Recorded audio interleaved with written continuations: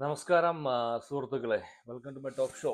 അങ്ങനെ ആ ബൈബിൾ വചനവും UK-യിൽ യുണൈറ്റഡ് കിങ്ഡം ലണ്ടനിൽ പൂർത്തിയായിരിക്കുകയാണ്. ലൂക്ക 23:28.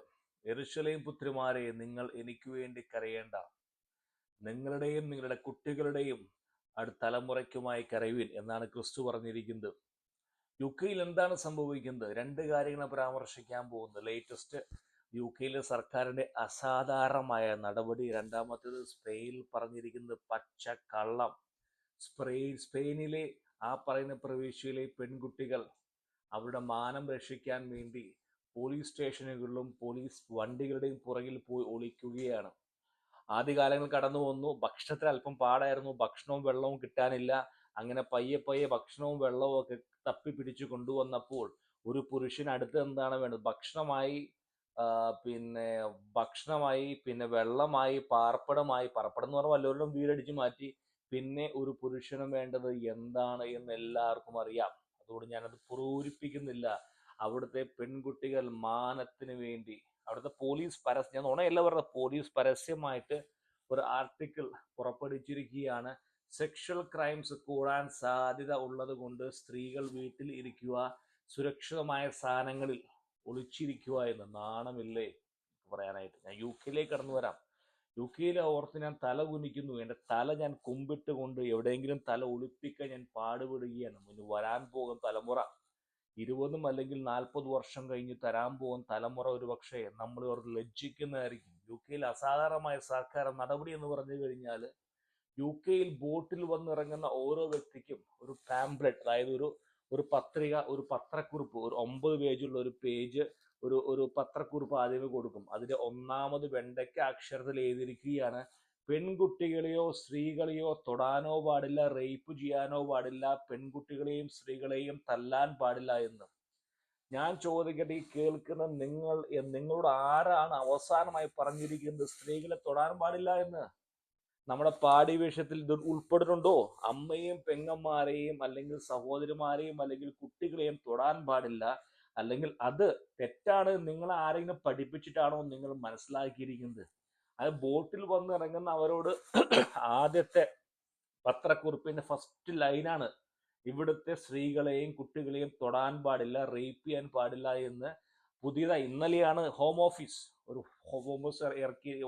അവിടുത്തെ ഹോംലാൻഡ് സെക്യൂരിറ്റി, അവിടുത്തെ ഈ പറയുന്ന മന്ത്രാലയം പുറപ്പെടുവിച്ചിരിക്കുകയാണ്. ഇനി മുതൽ വരുന്നവർ കൊടുക്കേണ്ട ഈ പത്രക്കുറിപ്പിൽ ഒന്നാമതായി ഇത് കൊടുക്കണമെന്ന്. എന്ത് കഴിവുകെട്ട സർക്കാരാണ്! എനിക്ക് UK-യിലെ പ്രധാനമന്ത്രിയുടെ പേര് പോലും മറന്നുപോയി. കാരണം 10-20 പേര് വന്നുപോയി. ബുർഹം എന്നോ എന്തോ മറ്റേ പേരാണ്.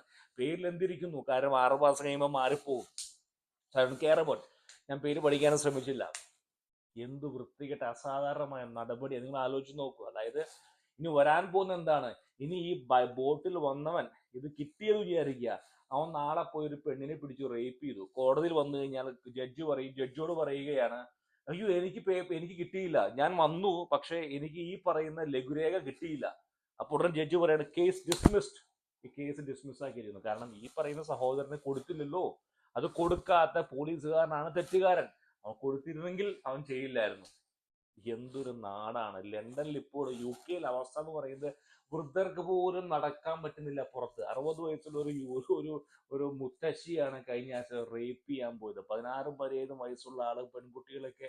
ഞാനിലേക്കൊന്നും കൂടുതൽ കടക്കുന്നില്ല. പറഞ്ഞു കഴിഞ്ഞാൽ അതായത് UK-യിൽ ഇപ്പോൾ പെൺകുട്ടികൾ പോട്ടെ, അരയന്നങ്ങൾക്കും പിന്നെ പ്രാവുകൾക്ക് പോലും രക്ഷയില്ല. പ്രാവുകളെ മുഴുവൻ പിടിച്ച് വിഴുങ്ങി, അരയന്നങ്ങളെ മുഴുവൻ കൊണ്ടുപോയി ചുട്ടു തിന്നു കഴിഞ്ഞു. ഇനി അവിടെ അരയന്നങ്ങളൊന്നും ബാക്കിയില്ല. ഇനി മീനുകളെ മുഴുവൻ പിടിച്ചു തിന്നു കഴിഞ്ഞു. UK-യുടെ അവസ്ഥ. നിങ്ങൾക്ക് യൂറോപ്പിൽ പോകാൻ ആഗ്രഹം ഉണ്ടെങ്കിൽ, യൂറോപ്പിനെ പറ്റി അറിയാൻ ആഗ്രഹം, യൂറോപ്പ് നമ്മുടെ പഴയ ദിൽവാലെ ദുൽഹനിയ ലെ ജായേഗെ സിനിമയൊക്കെ ഇല്ല, നമ്മുടെ പഴയ യാഷ് ചോപ്ര സിനിമകളിലൊക്കെ നമ്മൾ യൂറോപ്പൊക്കെ കണ്ടത്. സ്വിറ്റ്സർലൻഡ് മനോഹരമായി ചിത്രീകരിച്ച യൂറോപ്പ്. ആ യൂറോപ്പ് നിങ്ങൾ കാണാൻ ആഗ്രഹം ഉണ്ടെങ്കിൽ നിങ്ങൾ ഒരു 2-3 വർഷങ്ങൾക്കുള്ളിൽ പോകണം. അല്ലാതെ നിങ്ങൾ നീട്ടിവെക്കുക. അതായത് ഞാൻ റിട്ടയർമെന്റ് ആവട്ടെ, അല്ലെങ്കിൽ ഒരു 10 വർഷം കഴിയട്ടെ എന്ന് ആഗ്രഹിച്ചു കഴിഞ്ഞാൽ അതൊന്നും കാണാൻ ഉണ്ടാവില്ല. തമാശ പറഞ്ഞല്ല, ഇതിനെപ്പറ്റി വേറെ വീഡിയോ ചെയ്യാം. അപ്പൊ നമ്മുടെ പരാതി എന്ന് പറയുന്നത്, നമ്മുടെ സംഭവം എന്ന് പറയുന്നത് UK ലേബർ ഗവൺമെന്റ് പറയുകയാണ്. അതായത് ഈ അവിടെ വർദ്ധിച്ചു വരുന്ന ഈ സെക്ഷൽ ക്രൈംസിന് കാരണം ഈ ലഘുരേഖ കൊടുത്ത്, അതായത് ഈ വരുന്നവർക്ക് വരുന്നവർക്ക് ഇത് എഴുതി കൊടുത്ത് കാണിക്കാൻ പറ്റാത്തത് കൊണ്ടാണ് UK-യിലെ ഈ ഒരു സെക്ഷൽ ക്രൈംസ് കൂടുന്നവരൊക്കെ. എന്തൊരു നാടാണ് ഇത്! സ്വീഡനിലേക്ക് ഒരു 10 വർഷം നടപ്പിലാക്കിയാണ് സ്വീഡനിലെ സർക്കാർ. അവിടെ ഇതേപോലുള്ള മൈഗ്രൻസ് വന്നിട്ട് ഈ പറഞ്ഞ പെൺകുട്ടികളെ ശല്യപ്പെടുത്തുക, റേപ്പ് ചെയ്യുക വന്നപ്പോൾ ഈ പെൺകുട്ടികളുടെ കൈകളിൽ, അതായത് ഒരു ബാൻഡ് ധരിപ്പിച്ചത്, നമ്മുടെ നാട്ടിൽ ഇങ്ങനെ ഒരു ബാൻഡ് ധരിക്കും, റബ്ബർ ബാൻഡിൽ എഴുതി വെച്ചിരിക്കുകയാണ് ഡു നോട്ട് റേപ്പ് മീ. അത് ആദ്യം ഇംഗ്ലീഷിലാക്കി, അത് അറബിക്കിലാക്കി, ഉറുദുവിലാക്കി, എന്നിട്ടും രക്ഷയില്ല, എന്നിട്ടും പിടിക്കുക.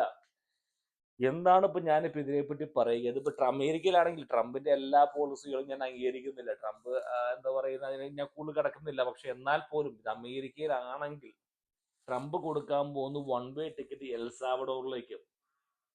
അവിടെ എൽസാവഡോറിലെ ജയിലിലേക്കായിരിക്കും പോകാം. അക്കാര്യത്തിലൊക്കെ പുള്ളി ഭയങ്കര സ്ട്രോങ് ആണ്. ഞാൻ എല്ലാ കാര്യങ്ങളും ഇല്ല, ശരിയല്ല എന്ന് പറഞ്ഞാൽ പോലും ചില കാര്യങ്ങൾ പുള്ളി ക്ലീൻ ആണ്. ഈ കാര്യത്തിൽ വളരെ ക്ലീൻ ആണ്. പുള്ളി നേരെ ടിക്കറ്റ് കൊടുക്കുമ്പോൾ എൽസാവഡോർ ജയിലിൽ പോയി കിടക്കാം, നല്ല കുനിച്ച് തീറ്റി കിട്ടും.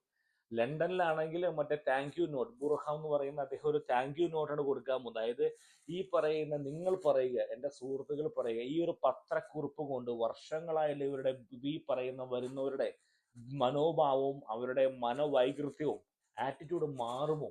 നിങ്ങൾക്കത് ഉറപ്പുണ്ടോ?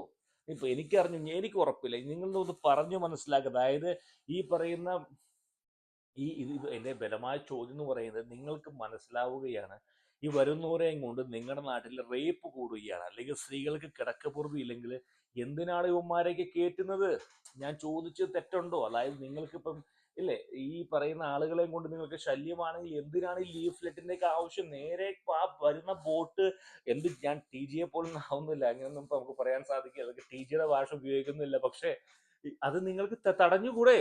ഞാൻ വളരെ മാന്യമായി ചോദിക്കാൻ, തടഞ്ഞുകൂടെ? തടയാനുള്ള പദ്ധതികൾ ആരംഭിച്ചുകൂടെ? അല്ലെങ്കിൽ വരുന്നവരെ നിങ്ങൾക്കൊരു വിമാനത്തിൽ കയറി തിരിച്ചു വിട്ടുകൂടെ? എന്തിനാണ് ഇതിന്റെയൊക്കെ ആവശ്യകത? നിങ്ങൾക്കറിയാം ഈ വരുന്നവരെയും കൊണ്ട് നിങ്ങൾക്ക് ശല്യമാണ്. സമൂഹത്തിന് 5 പൈസയുടെ ഉപകാരമില്ല, ഒരു പൈസയുടെ ഉപകാരമില്ല, നശിപ്പിക്കൽ മാത്രമേ ഉള്ളൂ. അങ്ങനെയെങ്കിൽ നിങ്ങൾക്ക് ഇവരെ പറഞ്ഞു വിട്ടുകൂടെ? അല്ലെങ്കിൽ ഇവരെ കയറ്റാതിരുന്നു കൂടെ? എന്തിനാണ് ഇവരെ കയറ്റുന്നത്? ഈ ലീഫ്ലെറ്റിന്റെ ആവശ്യകത എന്താണ്? ഇപ്പോഴും അവിടുത്തെ ജനങ്ങൾ ചോദിക്കുന്ന ഒരു ചോദ്യമാണ് സർക്കാരിനോട്. ഇതാണ് ഞാൻ പറഞ്ഞത്, ലെഫ്റ്റ് ചിന്താഗതിയുള്ള ഒരു കൂട്ടം ആളുകൾ എന്താ പറയുന്നത്, എവറിത്തിങ് ഈസ് ഓൾ റൈറ്റ്, എല്ലാം ശരിയാകും. ഇവരിങ്ങനെയാണല്ലോ കേരളത്തിലെ 10 വർഷം പറഞ്ഞത്, LDF വരും, എല്ലാം ശരിയാകും. ഈ ഒരു ചിന്താഗതിയാണ് ഇവർ ഈ പറയുന്ന യൂറോപ്പിൽ മുഴുവൻ. എല്ലാം ശരിയാകും മക്കളെ, ഞങ്ങളുണ്ട് എന്ന ഒരു മിഥ്യാധാരണ, എന്നൊരു ധാരണ പരത്തുക. പക്ഷെ 38 ഡിഗ്രി 40 ഡിഗ്രി ചൂടിൽ പോലും AC ഉപയോഗിക്കണ്ട എന്ന് ചിന്തിക്കുന്ന ഒരു കൂട്ടം അന്തംഗമ്മികളുടെ നാടാണ് യൂറോപ്പ്. ഞാൻ പറയുന്ന പോലെ നിങ്ങൾ കാശുണ്ട്, യൂറോപ്പ് കാണാൻ ആഗ്രഹമുണ്ട്, നല്ല കാലാവസ്ഥയൊക്കെയാണ്, നല്ല ഒരുപാട് നല്ല മോണുമെന്റ്സ്, നല്ല രാജ്യമൊക്കെയാണ് ബെൽജിയം, ഇറ്റലിയൊക്കെ നല്ല രാജ്യം. കൂടിക്കഴിഞ്ഞ ഒരു മാക്സിമം ഒരു 10 വർഷം കൂടി ഇറ്റലി എൻ്റെ ഉറപ്പിൽ കാണും. 10 വർഷം കഴിഞ്ഞാൽ ഗുദ ഇപ്പൊ എന്തെങ്കിലും ആവട്ടെ. അപ്പൊ ഞാൻ പറഞ്ഞു വരുന്ന വെച്ചാൽ, ഈ പറയുന്ന ഇത്രയും ഒരു അവസ്ഥ, എന്തൊരു അവസ്ഥയാണ് അവിടുത്തെ. ഒരു പത്രക്കുറിപ്പ് ഇറക്കിക്കൊണ്ട് രാജ്യത്തെ സംരക്ഷിക്കേണ്ട പെൺകുട്ടികളുടെ മാനം.